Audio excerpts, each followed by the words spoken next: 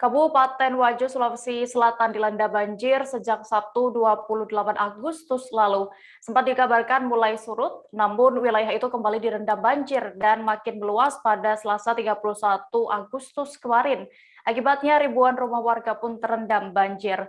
Selain menggenangi rumah warga, banjir juga menggenangi area persawahan warga. Untuk mengetahui lebih detailnya, sudah bergabung bersama kami rekan jurnalis Tribun Timur, Hardiansyah Abdi Gunawan yang akan menyampaikan laporan. Halo rekan Hardi. Halo.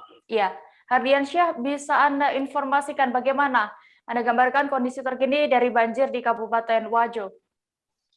Ya, terima kasih rekan dia. Secara umum, banjir di Kabupaten Wajo terjadi pada Sabtu 28 Agustus 2019 lalu. Banjir pada saat itu sempat melanda 14 kecamatan yang ada di Kabupaten Wajo. Dan hari ini sudah ada beberapa kecamatan yang surut, tetapi masih tersisa 5 kecamatan yang masih terdampak banjir pada Rabu 1 September 2021 ini. Terkhusus di Kecamatan Tempe sendiri, ada 11 kelurahan yang terdampak banjir. Dari 11 kelurahan itu tercatat ada 2.519 rumah yang terdampak banjir yang dihuni oleh 3.352 kepala keluarga dan jumlah jiwa itu ada 8.862 jiwa. Selain menggenangi rumah warga, banjir di Kecamatan Tempe ini juga menggenangi 10 sekolah, 9 sarana ibadah, 5 sarana kesehatan, dan 2 kantor pemerintahan. Selain fasilitas umum juga, banjir di Kecamatan Tempe ini terkhusus menggenangi ada 548 hektar areal persawahan. Seperti itu rekan Dea. Oke, lalu apa sebenarnya penyebab banjir di Kabupaten Wajo ini? Karena juga sudah berhari-hari ya. Ya, betul sekali rekan Dea bahwa penyebab banjir di Kabupaten Wajo ini perlu kita ketahui bahwa Kabupaten Wajo ini berada di pesisir Danau Tempe. Dan Danau Tempe sendiri itu setiap tahunnya meluap akibat ada 2 sungai yang bermuara di Kecamatan Tempe, itu ada Sungai Bila dan Sungai Walenai.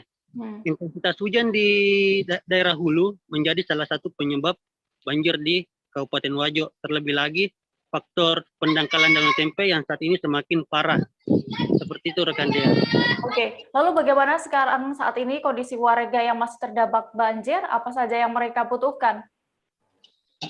Ya, sejauh ini dikabarkan bahwa terkhusus di Kecamatan Tempe ini belum ada warga yang mengungsi, tetapi pemerintah mencatat bahwa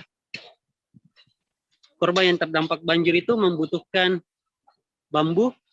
Bambu itu digunakan untuk sebagai titian jalan dari rumah ke rumah untuk menghindari banjir. Kemudian warga juga membutuhkan bantuan air bersih. Terkhusus pada warga yang terdampak di sektor pertanian, selain membutuhkan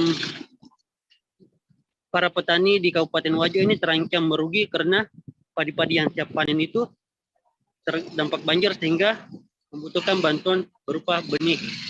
Seperti itu rekan Dea. Baik.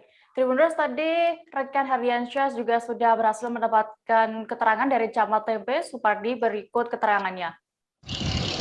Kami sampaikan bahwa di Kecamatan Tempe, Kabupaten Wajo saat ini terkena banjir. Ada dari 16 kelurahan, ada 11 kelurahan yang terdampak banjir, mulai dari ketinggian 30 cm sampai 260 cm. Ada 5 kelurahan yang tinggi airnya mencapai 2 meter ke atas. Jumlah kakak yang terdampak banjir adalah 3.350 dengan jumlah rumah 2.519, termasuk fasilitas pendidikan ada 10 unit dan fasilitas kesehatan ada 5 unit. Kebutuhan masyarakat saat ini adalah bambu untuk membuat titian.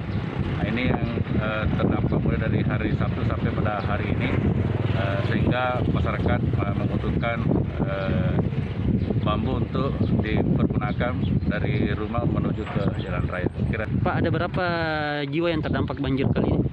Jumlah jiwa itu mencapai 8.832 jiwa terkena banjir. Jangan lupa subscribe, share, komen, dan like ya!